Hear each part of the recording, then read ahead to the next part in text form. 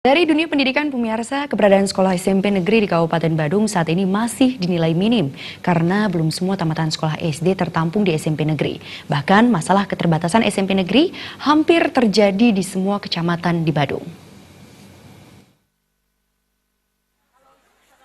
Dengan diberlakukannya zonasi penerimaan siswa baru pada tahun 2017, tidak sebuah tamatan SD di Badung tertampung di SMP negeri. Desakan untuk membangun sekolah SMP negeri baru pun terus berdatangan dan diharapkan segera diwujudkan. Menurut Ketua Komisi 4 DPRD Badung, Ana Agung Ngurah Ketut Agus Nadi Putra, memahami keinginan desakan dan usulan untuk membangun SMP negeri, terutama di kecamatan yang memiliki jumlah penduduk cukup padat seperti Kecamatan Ambian Semal, Bengwi, dan Kuta Utara. Mengenai anggaran tidak ada masalah, namun yang menjadi kendala adalah pemilihan lokasi dan lahan. Seperti di Kecamatan Kuta Utara dalam Musrenbang ada usulan membangun 2 SMP negeri, di mana lahan untuk lokasi dikerobokan bisa dari regrouping sekolah. Jika tidak memungkinkan, Pemkab bisa membeli lahan untuk lokasi sekolah SMP negeri. Mungkin yang menjadi kendala kita kalau dari sisi anggaran APBD kita sangat mampu untuk itu. Mungkin kendalanya itu kita mencari lahan.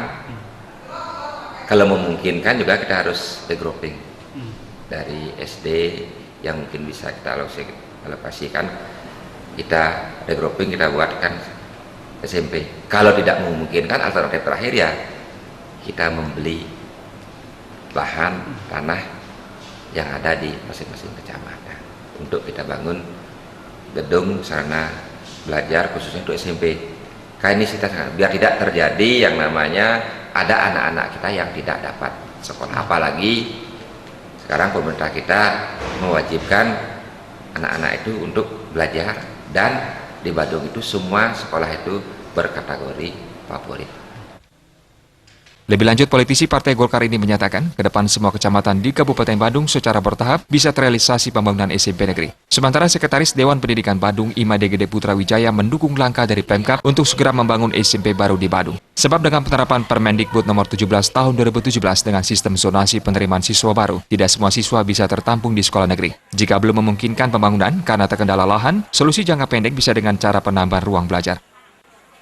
Yaitu menambah ruang kelas belajar di beberapa SMP yang ada.